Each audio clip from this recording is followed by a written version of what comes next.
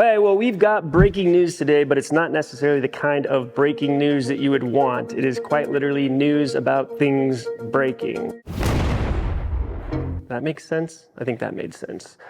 We have a new recall, May 30th. So it came out this morning. It's going to be on the Tundra. Obviously, this channel has a ton of Tundra owners.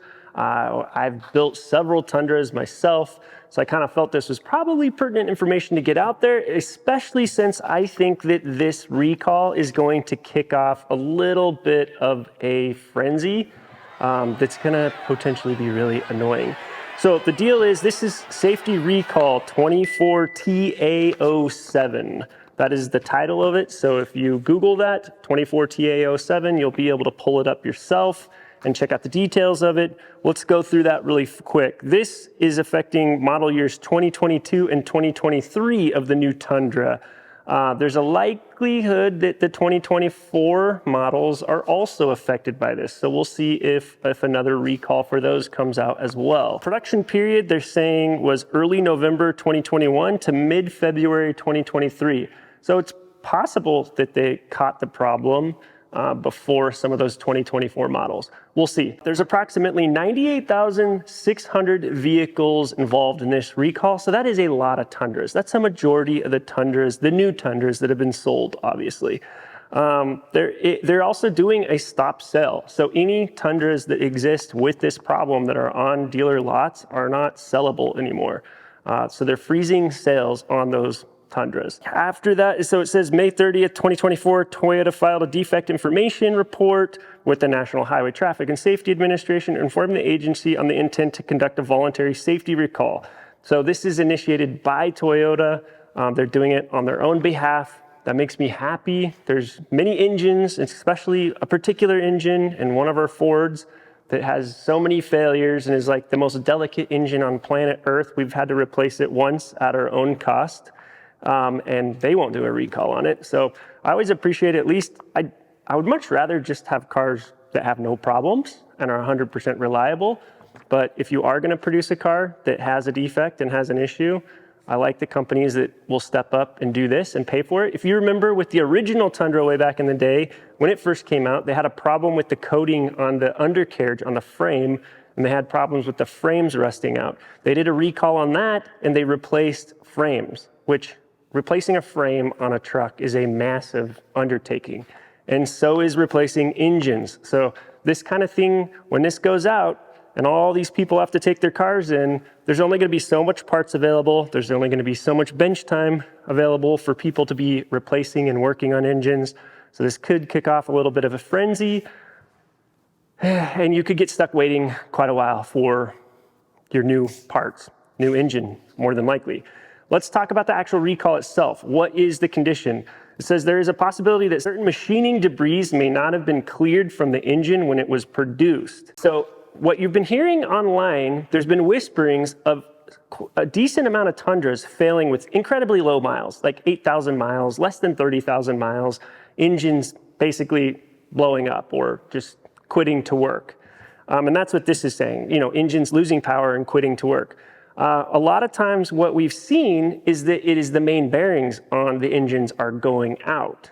Well, that's very much explained by if you have a bunch of loose metal debris left in the engine and then you drive it, it destroys all kinds of things inside of the engine. So it sounds like they had a machining issue. It sounds like it wasn't caught till February of last year. So a whole lot of cars were produced with this problem. More than likely, if your car has been driven and has any kind of debris in it, likely a full engine replacement is necessary. So it's going to be really interesting to see how they handle this. This is just a recall. So far, they're not saying what the remedy is going to be. It says remedy. Toyota is currently developing the remedy for this issue. Covered vehicles. There are approximately 98,600 vehicles covered by this. They are going to follow up with owners with an individual mailer that they're going to send to your address.